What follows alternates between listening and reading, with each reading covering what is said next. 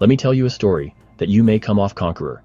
This story is taken from the Doctrine and Covenants, section 10 to 11, in the Come Follow Me guide. This will cover February 10th to 16th. Join me on this journey through a powerful moment in church history. It's a story of faith, struggle, and divine revelation.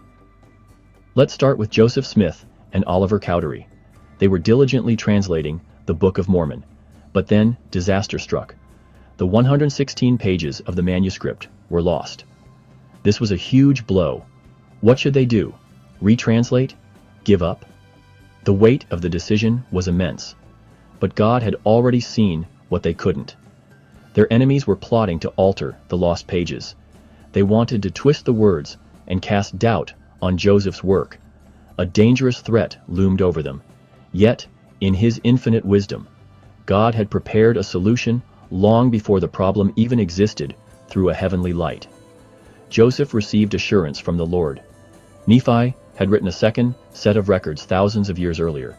These records would replace the lost pages. God's wisdom truly is greater than the cunning of the devil in this moment. Joseph understood the depth of God's foresight.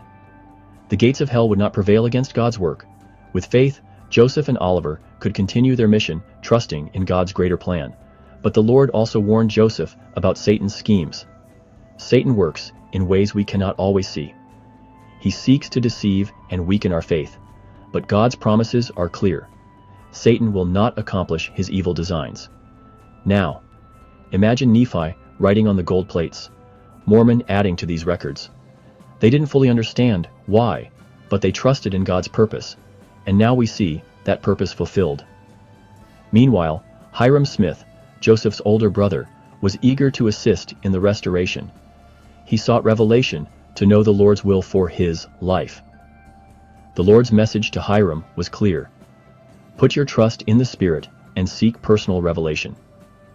Just like Hyrum, we can all seek the Spirit's guidance. The Spirit can lead us and guide us, and help us accomplish God's will. The Lord also told Hyrum to obtain God's word. This applies to us too, as we treasure and apply God's word in our lives. We are empowered to do His work. For our children, the simple act of prayer can be a source of strength. The Lord invites us to pray, always, and promises to bless us. When we do, encouraging our children to pray helps them recognize God's presence in their lives. As we obtain and treasure God's word, we are better equipped to share it with others.